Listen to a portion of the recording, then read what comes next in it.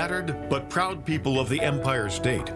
From the financial and entertainment epicenter of New York City to the sleeping and empty small cities and towns of upstate, which once bustled with manufacturing, mining, and farming. We all know from inspiration, history, and nature, we deserve a return to the success and growth of generations past, a birthright being squandered by corruption in Albany, and the depredations of an insecure, scheming mountebank posing as governor, who loathes both us and himself. As liberty beckoned to enslaved peoples behind the Iron Curtain via American broadcasts after World War II, we now say, believe, rise, and join us. Welcome to Radio Free New York. All right, welcome to Radio Free New York. I'm Kevin Wilson, your host for today. I'm joined by Sean Phelan, Agent of Chaos. Yeah, and do we have Bob Savage as well? Let me check. Am I here? Yes, I'm here. Hello. Bob, you're here. Hooray. When did we turn into the Mickey Mouse Club? The Mickey Mouse Club? The Mickey Mouse Club? Yeah, remember back in the day, well, the old original one where they used to announce like, hi, I'm Annette, and, you know. Oh. Hi, I'm Annette. Is that what you're looking for, Sean? Yeah, something like that. All right. Yeah. Anyway, you know, I wanted to have a discussion about a very serious issue, and I wanted Bob on the show today because I think he'd bring an interesting perspective, and I want Sean on the show today. But Bob, before we get to the main discussion of the hour, I heard that you were in studio when something happened last night down in Livingston County. Were you around? You were near when the tractor trailer thing went down? Yeah, I was in the station here when we started getting the alerts, and we immediately went on. Bob D'Angelo was monitoring his scanner at home and was bringing us basically developments as they happened. But, yeah, pretty dramatic news story, and still one shrouded in mystery. I think that obviously there's going to be a lot more detail coming out.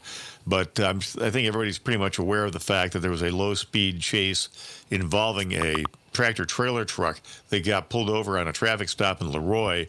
That resulted in that driver taking off with a Leroy police officer on the running board of the tractor. He had to jump, for his life as this guy just took off to try to outrun police.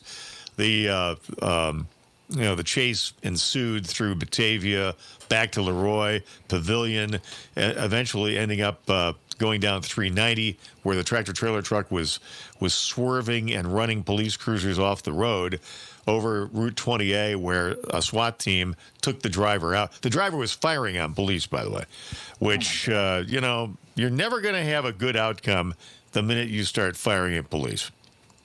No, that is a mistake. Yeah, that's wow. Yeah, I had no idea. I saw some of the videos, and I got from Bob D'Angelo. He sent me a video as well of the how it ended and everything too. It was, I don't know, crazy watching that. Yeah, definitely. But anyway, it was all resolved by, I think, around by 10 p.m. And the tractor trailer truck came to rest in a field opposite Applebee's in the Wegmans Plaza off of Route 20A in Geneseo. And, I've just handed this reminder. The video has been posted on the WYSL Facebook page. So anybody who wants to watch the final moments of that drama unfolding can do that there. Yeah, absolutely. So if you want to see that, check it out on the WYSL Facebook page. That's how it ended. And get some comments. Yeah, the suspect, I believe, was killed. The driver was killed in that.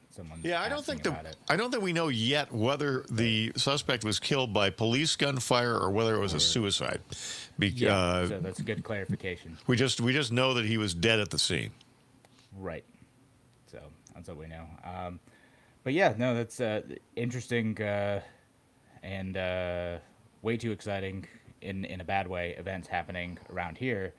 And now we do have a big national news story that I wanted to talk about today, and that was George Floyd. George Floyd was an African-American man who was killed by Minneapolis police.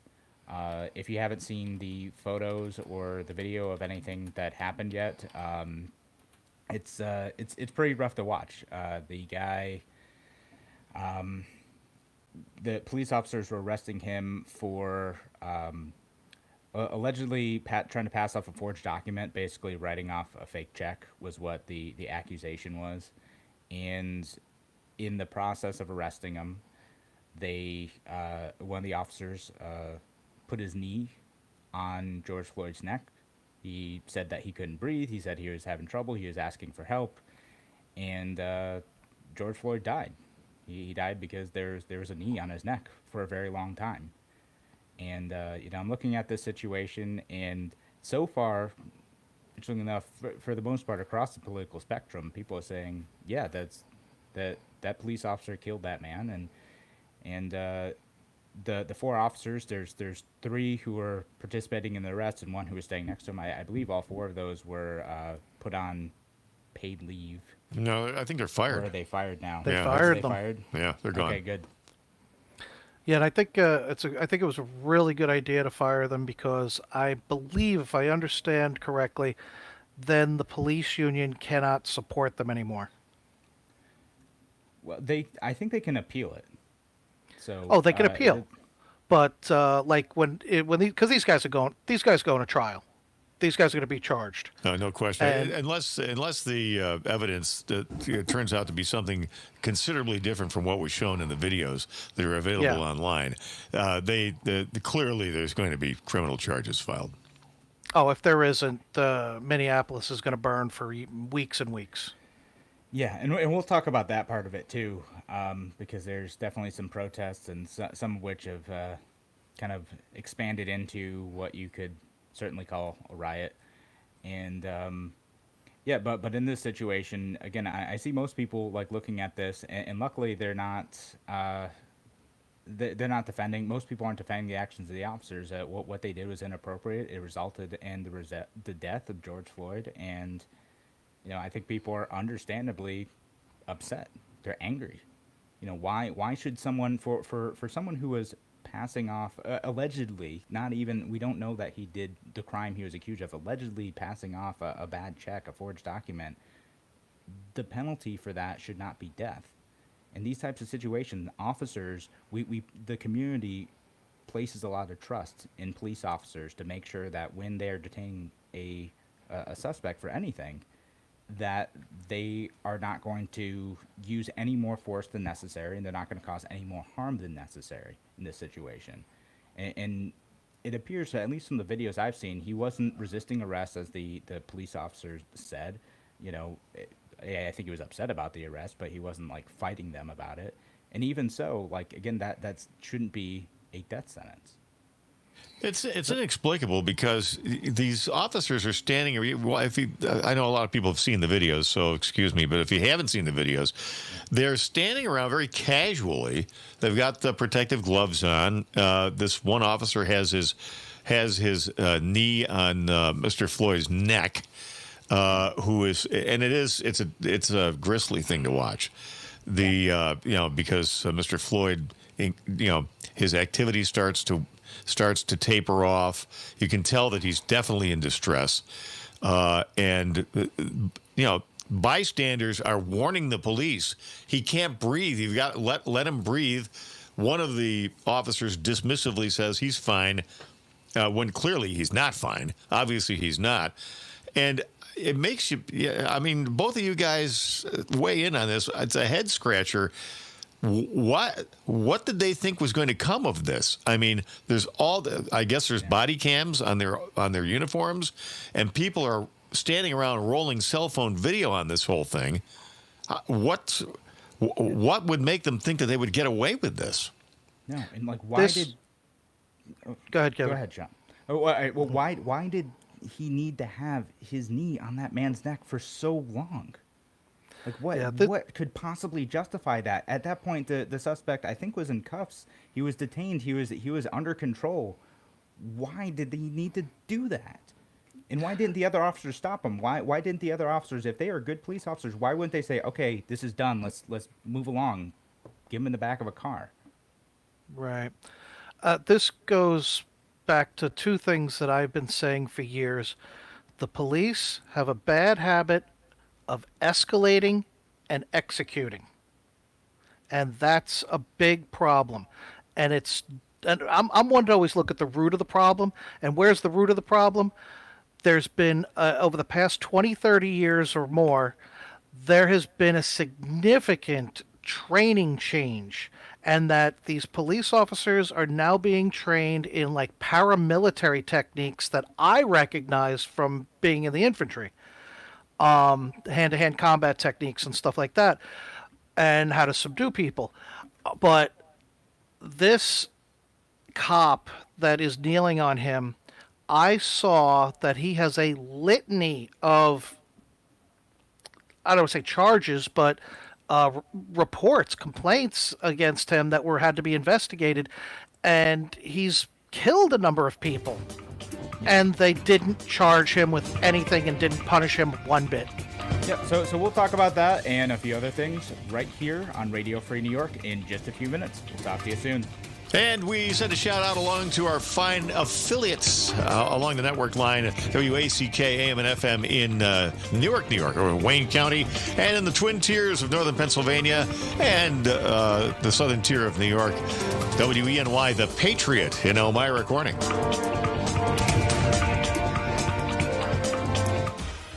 Your business relies on computers and technology to operate. Slow, unreliable networks and servers can cause unplanned downtime and affect your bottom line. The experts at Simple Tech Innovations are here to help. Their preventative maintenance program ensures that your computers and network are kept up to date and monitored for any issues, keeping your business running smoothly. They also help clients achieve HIPAA, PCI, and New York State cybersecurity compliance to keep your network safe and secure. Whatever your business IT needs are, Simple Tech Innovations should be your first call. They've won the Best in Rochester 8 years in a row and have an A+ Better Business Bureau rating. Call them today for a free consultation at 585-200-3182. That's 585-200-3182. Simple Tech Innovations.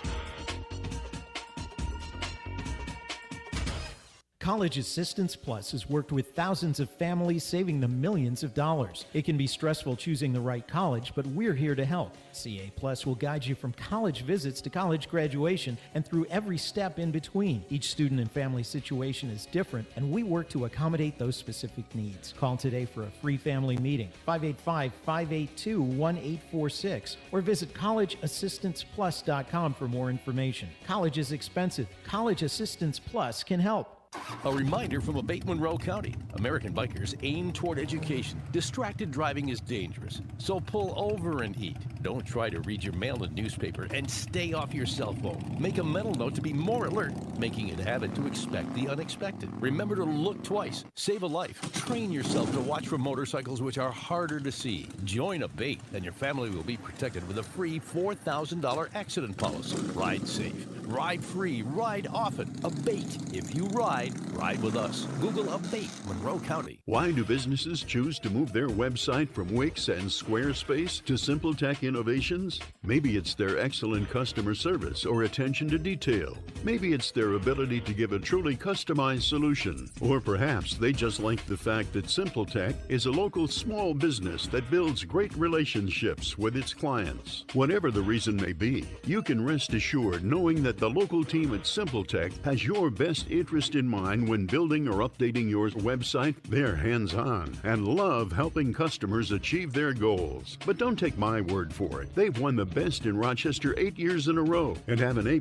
Better Business Bureau rating. If your website doesn't match your dreams or isn't achieving your goals, give the professionals at Simple Tech Innovations a call today for a consultation at 585-200-3182. That's 585-200-3182.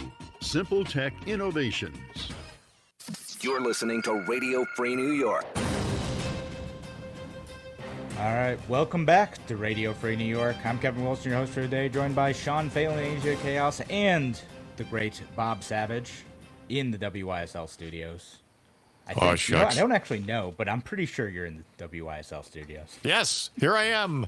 I'm not seeing you physically. In the Radio Free New York studio. Yeah. All right, awesome. We have one of those now, too? Absolutely. We have one for everyone. No, okay. For everyone. So, following up where we left off, I did want to get specific about what Sean said right before we left off, which is that the police officer Derek Chauvin, I think his name is, he the man who killed George Floyd, he did have some past incidents of use of force that were controversial and led to some lawsuits and a few other things. In 2001 is when he had joined the police academy. He had several use of force incidents, at least one lawsuit. In 2006, he was one of 6 officers from the 3rd Precinct who responded to a stabbing in a Minneapolis home. Police said Wayne Reyes stabbed his friend and his girlfriend and then threatened to kill all of them with a shotgun. Police pursued Reyes, who fled in his truck. He got out of his vehicle with a shotgun, and several police officers fired multiple shots, killing Reyes. And I guess he was put on paid leave during that incident. And so he didn't, I guess he didn't have any thing on his record for that. But same year, he was in a federal lawsuit filed by an inmate in the Minnesota Correctional Facility that, was also against him as well. And then in 2008, he responded to a domestic violence incident. And I guess he had shot this guy, Tolles is his name, was it Ira Latrell Tolles? He had shot him as well. So he's been involved in a few things. I don't know that none of these incidents rose to the point of him being terminated, which is sometimes things that we see, in police officers who are involved in these incidents. Is you see they have a long record of this stuff. None of this stuff seems to have risen to that level, but he was involved in several other incidents. Just for clarity for the listeners, and I'll post a link to where I'm finding this stuff in the online chat for any of you listening on Facebook, YouTube, any of those things. I come down almost universally on the side of police. I mean, unless there's a real reason to indict the police for bad professional behavior, unnecessary violence, unnecessary arrests. I cut them a lot of slack because they have to employ a lot of judgment in their law enforcement function. But certainly, from the videos that are out there, the burden of proof is shifted to Officer Chauvin and his 3 colleagues as to how this could be interpreted as anything other than at least criminally negligent homicide and possibly manslaughter.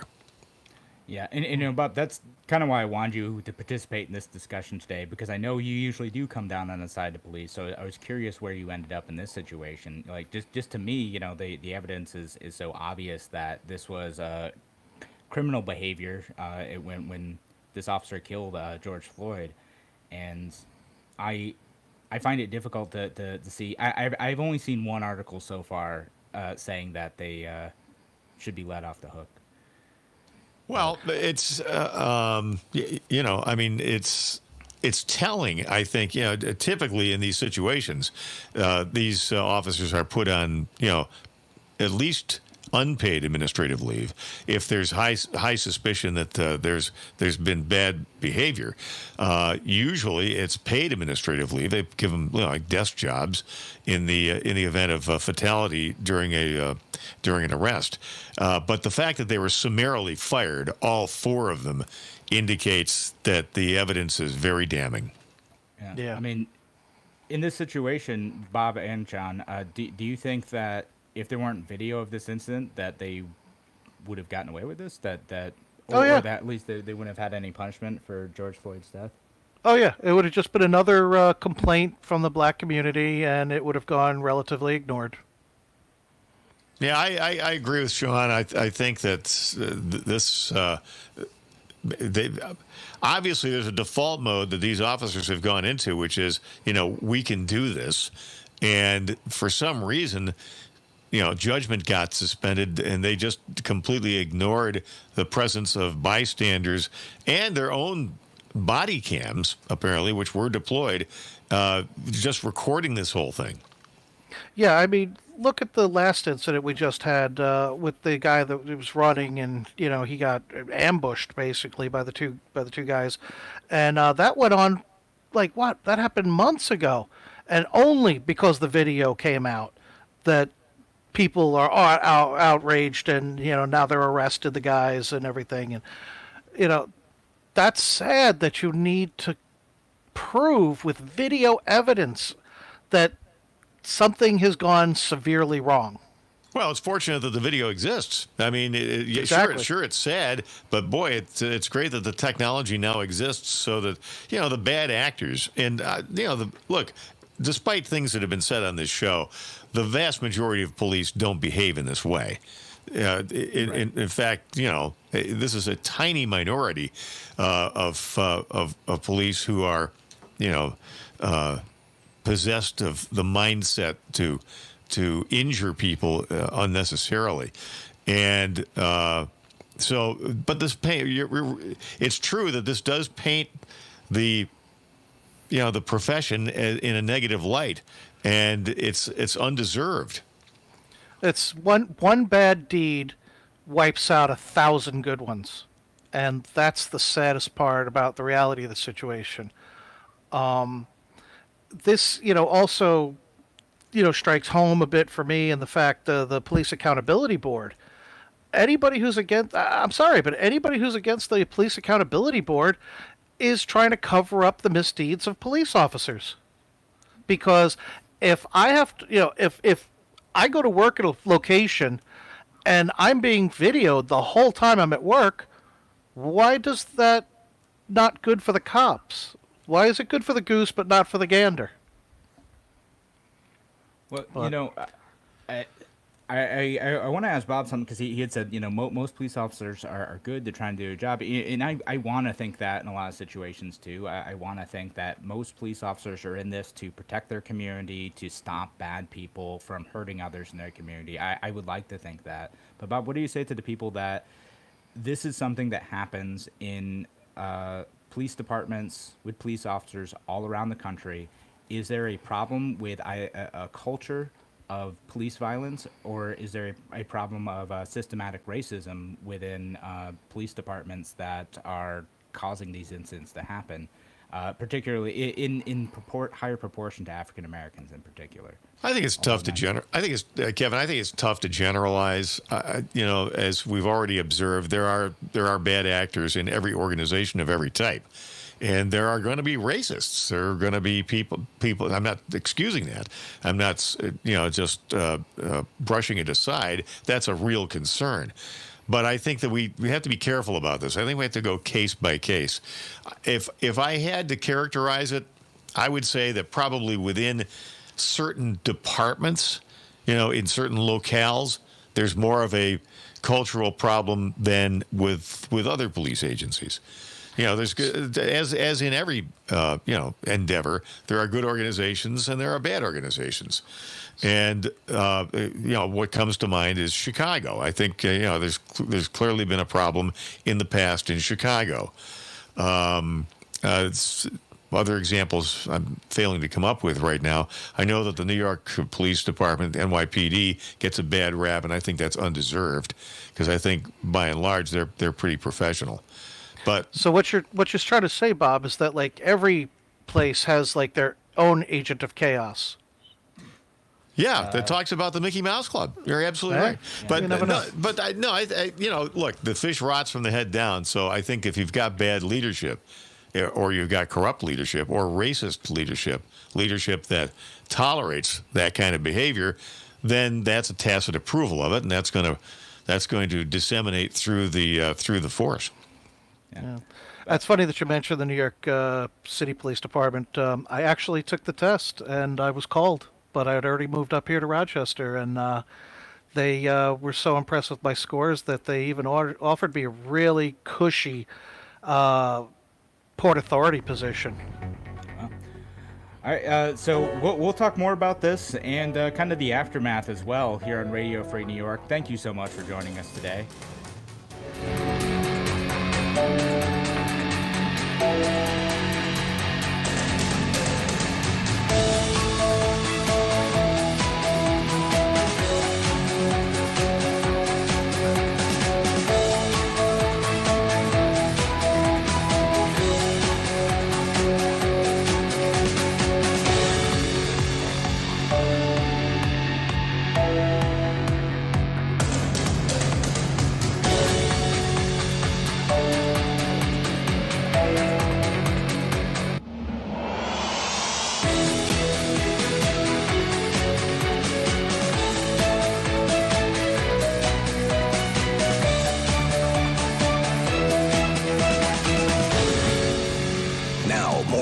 twice the power. WYSL. More powerful FM 92.1, FM 95.5 West, and 1040 AM WYSL Avon Rochester.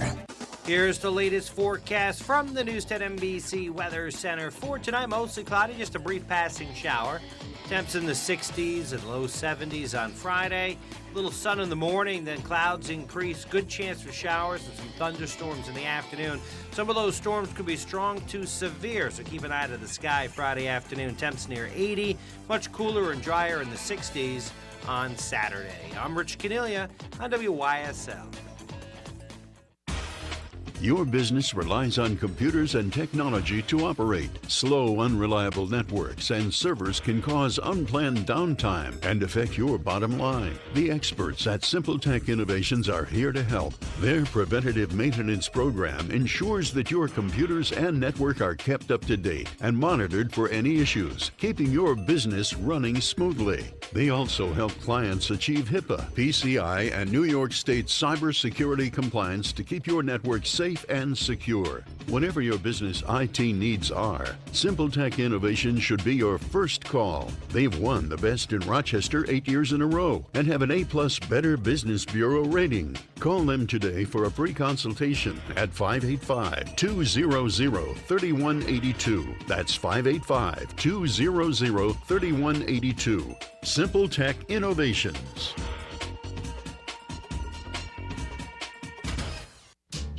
There's a place in the village of Avon you and your critters will love. Whether they're big or small, whether they've got hair, fur, or feathers, Avon Feed fits every need. There's a full selection of pet foods for dogs and cats, bird feeders, suet, and dry shot boots and garden shoes. They've got grass and clover seed too. Check out their frequent flyer birdseed program. Buy 10 bags of birdseed, get the next bag free. Choose farm feeds and great equine products like Blue Seal and Nutrina, plus Pull and Grains. Everything for your pet from feeding bowls to toys, leads, collars, and tie-outs.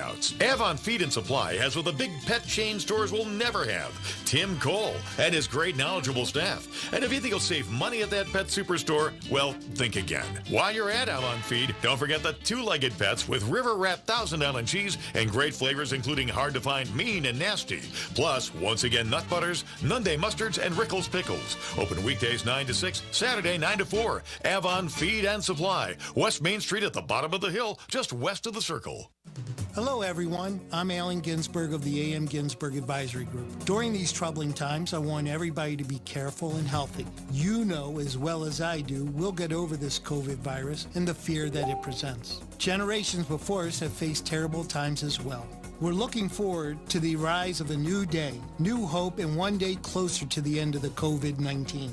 Now is the time to show our true strength for our families, our friends, and ourselves. If you and your family need help, do not be afraid to ask for it. And if you are looking for ways to help others, please do so. To my clients or anyone who have portfolio questions or concerns, please call me at 585-377-4720. Stay safe and continue to practice social distancing. A.M. Ginsberg Advisory Group, LLC are separate entities, independently owned and operated. A.M. Ginsberg Advisory Group, LLC securities offered through Securities America, Inc., member FINRA SIPC. Advisory services offered through Securities America Advisors, Inc., A.M. Ginsberg Advisory Group, and Securities America are separate entities. Show World is open for Pick It Up.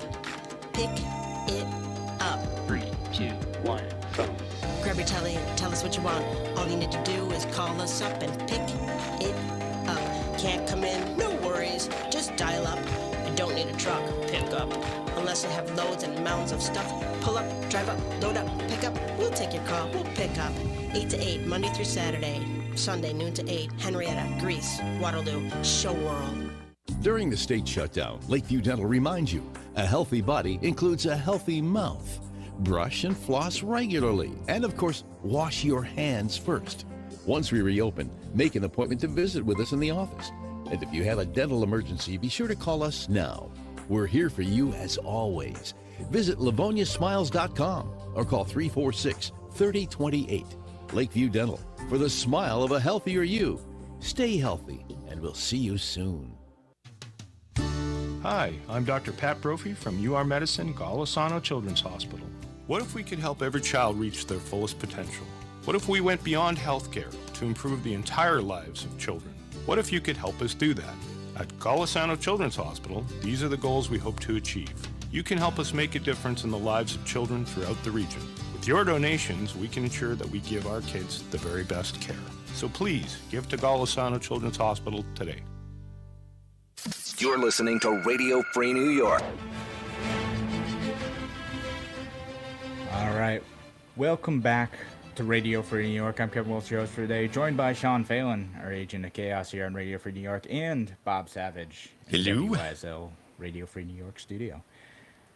And so we're talking about police officers who had killed George Floyd, and I did want to get to some of the comments that I'm getting online. And if you want to participate in this discussion over the air too, give us a call, 585-346-3000. And Bob, I don't have that 800 number. Do you have that in front of you? I do. It is 866-552-1009. If you're outside of the Rochester area, which is where the mothership is, that's 866-552-1009 toll free. All right. Thank you so much, Bob. So again, call one of those numbers, participate in the discussion, and we'll talk about it. But let me read off some of the comments. Barb says, I always say law enforcement officers should be held to a higher standard, not lower. That's a fair point. Joel says, I've had police threaten me with physical violence more than once. Harming people is not their job. Drew says, is there a protection clause in work contracts with law enforcement from action against this if it happens during working hours? And actually, that's an interesting concept. There's this thing called qualified immunity, which basically says that if police officers harm someone in the legitimate like operations of their duties, that they do have some legal protections as long as they're not violating other clearly established federal law or constitutional rights.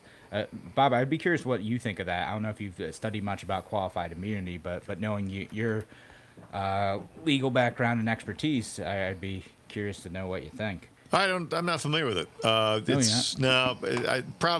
went to law school, 40 years ago, literally. So this may be a relatively new doctrine, but I can readily see the policy behind it, and that is that this is the United States of America. Anybody can sue anyone at any time, and the police have to be able to perform their professional functions, which, they have to be given a wide latitude in terms of judgment, because criminal activity unfolds very quickly. And lots of times it's difficult to know which way it's pointed, how serious it's going to become. So it's very easy to quarterback the actions of police, particularly among people who are lay people who are not familiar with the hazards that job entails. So it makes sense to me that we cut them some legal slack, as long as you note, that there are not overriding public policy concerns where we have, cops running roughshod. And unfortunately, the concept of this qualified or limited immunity gets challenged by situations like the George Floyd death. Yeah. I mean, I'm very curious to see if that ends up coming up, because qualified immunities come up as like a thing in the Supreme Court recently, and I wish I could find the case in front of me right now. But were they operating in a way that was legitimate for their duties? Now, from again what I read, and I'm a layperson, I'm looking at this, that this isn't an appropriate technique for officers to be able to subdue a person, which is, thank goodness, because again, it resulted in George Floyd's death. That they killed this man by leaning on his neck. So then, where do you draw the line with someone pursuing a legitimate arrest of abusing power, of killing someone? Where do you start to press charges against this person who is a police officer acting under the color of law? I can tell you I have some experience in this from doing nightclub security. When somebody's drunk and they start a fight and there's a big fist fight, I would take people, grab them, spin them, trip them, take them to the ground, and I would kneel on them. But I would not kneel on their neck. I would, on like the middle back, lower back, something like that. Just put my weight on them a little bit, not too much, not my full body weight. And I certainly am not doing some like WWE move where I'm like jumping off the rope and dropping a knee on them or anything like that. But and then just kind of talk to him and talk some reason to him and be, he said, let me up. I tell him, I want to let you up. I want to know, though, how you're gonna react when I let you up. And, just talk to a person, and I'm not even an officer. And I got more positive results from that. And, then I just escort the person out the building, and that's it. We're done with it. But why do these cops have to just take things to another level? Well, I don't get it. Sean, since you got experience in this, let me ask you. The idea is to subdue this person and to stop the illegal behavior.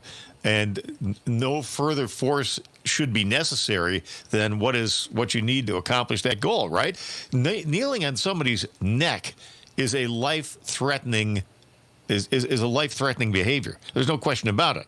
You can cut off the airway. You can cut off blood flow to the brain. You also don't know what medical conditions these people have. There's any number of things. I mean, I did nightclub security for about 5-6 years, and I can tell you, Bob, I've never had to throw a punch. Never. Yeah, and apparently it wasn't necessary in the case of George Floyd either.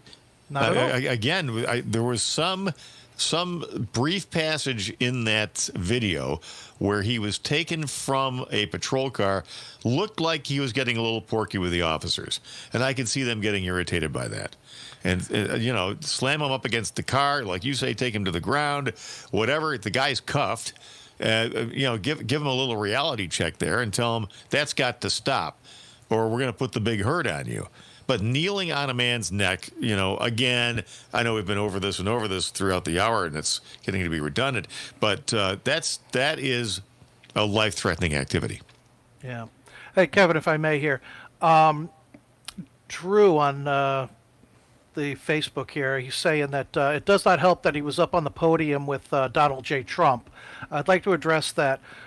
USA Today says here that Twitter and Facebook posted hundreds of thousands of views Wednesday, claiming Derek Chauvin was pictured wearing a "Make Whites Great Again" hat and standing on stage at a Donald Trump rally. What? Neither of which turned out to be true. Of course. That's ridiculous. So we want to be truthful as possible here. So sorry, Drew, that did not happen. Yeah, nope, that's not true. That's fake news. You probably voted for Trump, though. Goodness, Sean. Oh my God. You have to do the extra Sean. thing just to egg people on. Hey, got to make the show interesting. Oh my goodness. Every time, this is why I invite you on, right? Send all your complaints to Sean Phelan at juno.com. Yeah, keep those cards and letters, folks. Yeah. All right. Anyhow, the one other thing I want to ask, and I think we'll do the kind of response to this in the last segment is, we talked about police unions a little bit, but do police unions protect this type of behavior in a way that's unproductive? Like, should police unions be able to protect the bad behavior of these officers? Is this a good thing? Are police unions necessary, or should we, kind of separate out like how police officers are disciplined, as has happened in Rochester a little bit, sort of, kind of, but got pulled back by the courts? Well, I did see a couple of comments here that was talking about how they feel that the punishment should actually be worse than the civilians in any case. And I said it many years ago before I was really knowledgeable, but I always felt that the police should face double the penalty for whatever the crime happens to be. Yeah, I'm not sure I go along with that. Right, but I was young. Right. It's, that's a great disincentive for people to get into the law enforcement profession. I don't think we want that.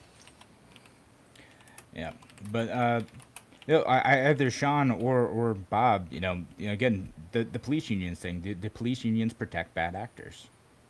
I don't think so. I do.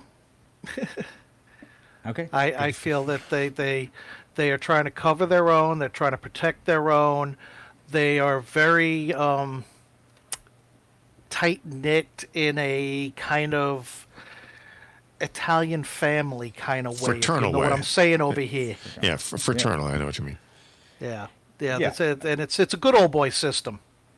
I mean, you want to, Bob, you said fraternal. People want to protect their brothers, right? And I think the default thing is to kind of protect the people who are in your unit. You're close with them, and that sometimes leads to some bad behavior. It leads to excusing bad behavior or being a bystander in bad behavior. Well, it depends on what you mean by bad behavior. If you mean that the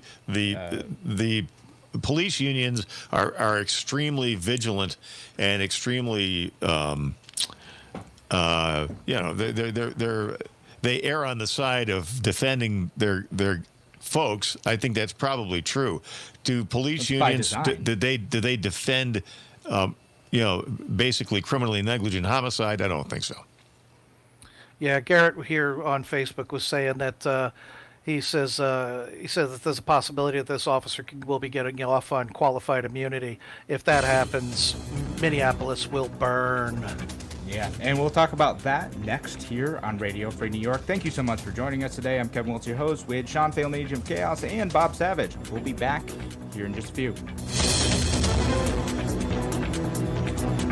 Why do businesses choose to move their website from Wix and Squarespace to SimpleTech Innovations? Maybe it's their excellent customer service or attention to detail. Maybe it's their ability to give a truly customized solution. Or perhaps they just like the fact that SimpleTech is a local small business that builds great relationships with its clients. Whatever the reason may be, you can rest assured knowing that the local team at SimpleTech has your best interest in mind when building or updating your website. They're hands-on and love helping customers achieve their goals. But don't take my word for it. They've won the best in Rochester 8 years in a row and have an A+ Better Business Bureau rating. If your website doesn't match your dreams or isn't achieving your goals, give the professionals at SimpleTech Innovations a call today for a consultation at 585-200-3182. That's 585-200-3182. SimpleTech Innovations.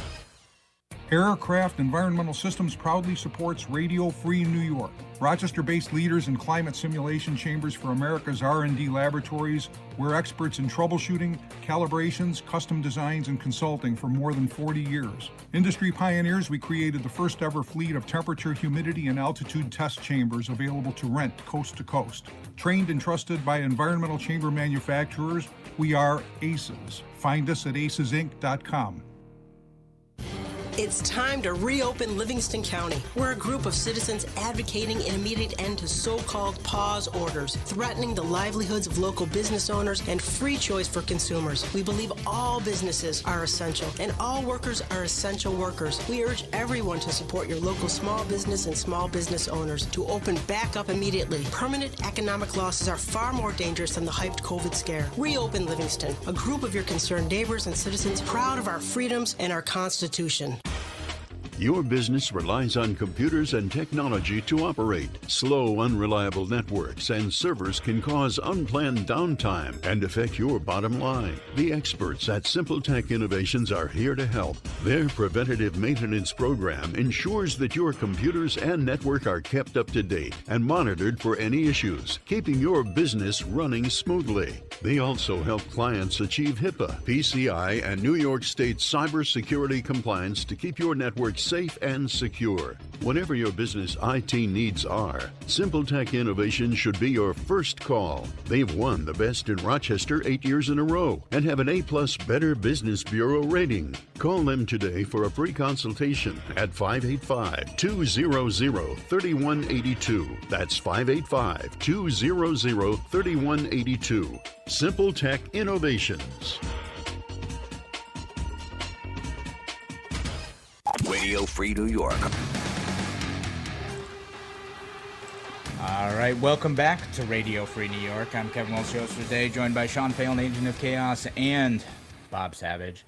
And we did get a call over the break, Steve from Friendship, who said that commercial drivers actually face stiffer penalties in work zones and whatnot when they're being punished. So if you have a profession where you're expected to have a higher level of trust and responsibility, maybe there should be higher liability. I think it's worth a discussion. Maybe a longer discussion on another day. Yeah, because I've seen like work zones, fines are doubled, and stuff like that. So yeah.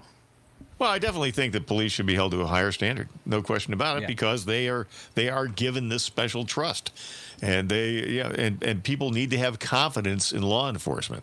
So yes, So when you get bad actors, absolutely have no mercy. Yeah, and as we've talked about on this program before, every law there's a possibility that it could be enforced with violence. Again, this was allegedly writing a bad check. So I think if you guys haven't read it, our host Andrew Hollister posted a great status about this today on his Facebook page. Go and check that out, and he just talks about kind of how every law that we have creates more opportunities for incidents like this to happen.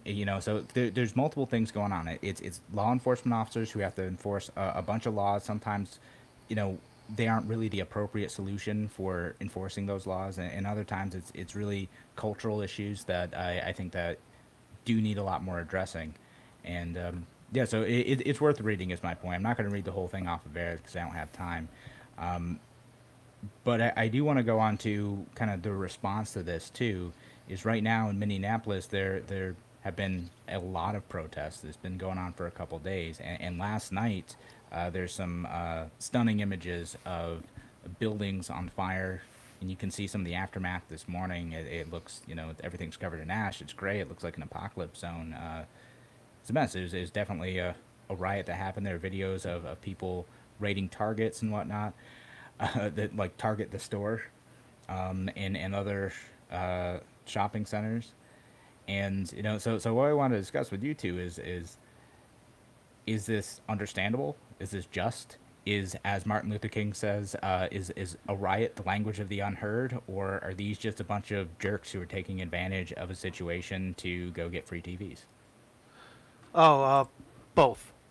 Yeah, you're always going to have opportunists who are going to loot places and start fires, but sometimes you just have to take to the streets and let the authorities know, like, hey, you're taking things too far. I wasn't even aware of it until I woke up from a nap, and then I saw what was happening on the television, with the riots, and I thought the boogaloo started for a second. I was ready to make some phone calls. Well, yeah. So George Floyd is dead, so everybody gets a free TV. No, that's look. Getting the attention of authorities is one thing. Demonstrating is one thing. And I don't think anybody is seriously arguing that the leadership in the city of Minneapolis or even the police leadership sanctions this kind of behavior. What we saw in the George Floyd video. So the widespread destruction it's strictly wanton and opportunistic as far as I'm concerned. Yeah, but Bob, I mean, you know darn right well that the British didn't view the Boston Tea Party as a really nice thing. The Boston Tea Party was an anomaly, and it was greatly disparaged by the Patriots. As a matter of fact, you check your history, Paul Revere insisted that the miscreants pay for the tea, and also personally went down and replaced a lock on one of the ships that got broken by one of the rioters.